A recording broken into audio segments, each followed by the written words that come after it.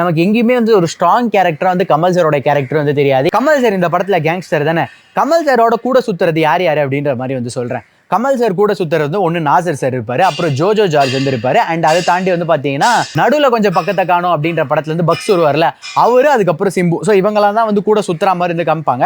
So இதுலேயும் சிம்பு சாரோட role வந்து இனிஷியலாக ஃபர்ஸ்ட் படத்தோட ஃபர்ஸ்ட் ஹாஃப்லலாம் வந்து பார்த்தீங்கன்னா கமல் சாரோ சும்மா சுத்துற மாதிரி தான் வந்து காமிப்பாங்க. அண்ட் அவரும் அப்படி இப்படி இந்த அடித்தடி அப்படி இப்படி சின்ன சின்னதாக காமிப்பாங்க. ஒரு ஸ்ட்ராங்கான ஒரு ஃபைட் சீக்வன்ஸ் தான் ஃபர்ஸ்ட் வந்து எதுவுமே வந்து காமிக்க மாட்டாங்க. ஸோ அதை தாண்டி பக்ஸ் கேரக்டர் வந்து அவர் சின்ன சின்னதாக காமெடி பண்ணி அவரும் ஒரு சில விஷயங்களை வந்து பின்னாடி இப்படி இப்படி பேசி ஒரு சின்ன மைண்ட் கேம் விளாட்ற மாதிரி வந்து காமிச்சிருப்பாங்க.